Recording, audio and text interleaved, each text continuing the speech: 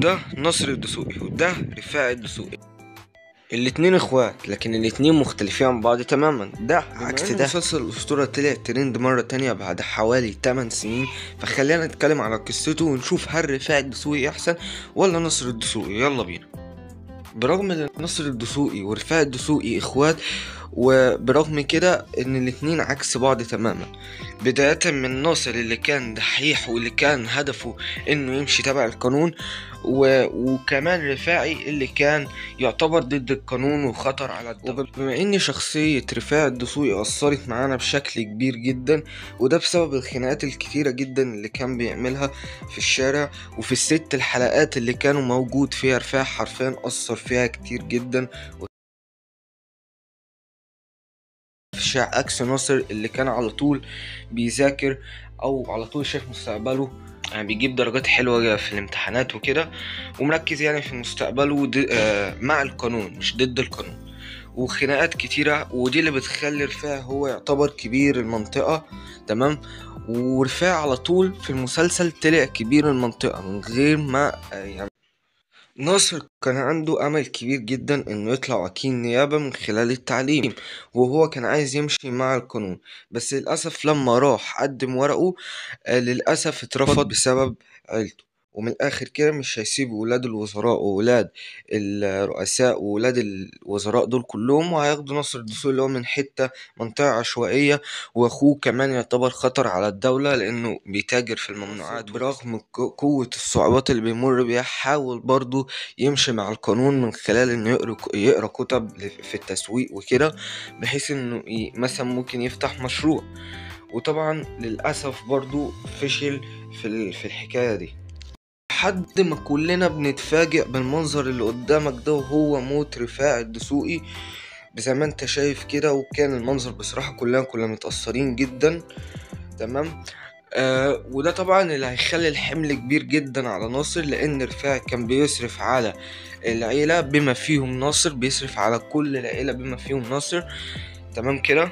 فزي ما انت شايف كده يا معلم، خلاص رفاعي الدسوقي اتقتل، واللي قتله واضح جدا محمد. طبعا ناصر الدسوقي دخل من السجن ومر صعوبات كتير جدا في السجن، وبعد ما خرج من السجن راح لقى بدل يافطة الأسطورة مكتوب يافطة النمر. وده طبعا اللي بيوضح ان عصام النمر هو طبعا اللي قتل رفاعي الدسوقي. وطبعا نصر الدسوقي سجده كده بكلمتين وقال له انت كبير المنطقة ومحدش يقدر يتكلم، وانا ماليش في الحاجات دي ولا الشغلانات دي. تمام. وبعد ما مشي ضحك لهم ضحكة كده، وفي عينه الشر والإنسان الدسوقي بدأ يتعامل مع الناس اللي كان بيتعامل بيها رفاعي، وبدأ يتعامل معاهم وتعامل مع ضباط كويسين جدا، كويسين يعني في المجال القتل والحاجات دي. بدأ يتعامل معاهم بحيث انه يقتل عصام من غير ما حد يعرف. وكانت الخطة كالآتي، ان هم هيروحوا بالشكل ده وهيروحوا يعملوا اللي هو قنبلة الدخان دي او الحاجات الدخان دي كتير جدا، وفي وسط الزحمة ناصر هياخد عصام في الحوش وهيقتله.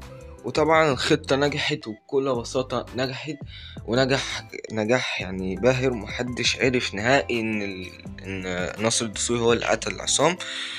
وطبعا احنا شفنا كلنا الحتة دي بداية ناصر الدسوقي في ان هو يمشي غلط او يمشي في الطريق اللي كان ماشي بيه اخوه. وطبعا ده الطريق الغلط، لان يعتبر كان اخوه كان اطيب منه بكتير، وناصر الدسوقي لسه ده بداية طريقه، يعتبر ده بالنسبة له مش بقى. بدأ مرة تانية في قتل بسبب لأجل فلوس يعني وكده. وزي ما انت شايف قتل الراجل ده برضو، والناس دي كانت تبعه. بدأ انه يمشي في الطريق القتل ده والحاجات دي. طبعا احنا عرفنا ايه الفرق ما بين ناصر ورفاعي، ان ناصر مات قلبه حرفيا، اي حد بقى بيجي قدامه حرفيا بيموته، اي حد مهما كان مين بيموته. لكن رفاعي كان بيتاجر في الاسلحة بس. وده الفرق ما بين ناصر ورفاعي. ناصر تكبر على اهله، وكمان كان مش همه غير نفسه بس، لكن رفاعي كان بيصرف على اهله عادي خالص، وكان بيحب اهله. وكده يا جدعان نكون خلصت معاكم، ودي كانت حلقة بسيطة جدا عن الفرق ما بين رفاعي وناصر. فلو كملت الفيديو لحد هنا لايك بقى واشتراك وتفعيل الجرس، عايزين نوصل ل 1000 مشترك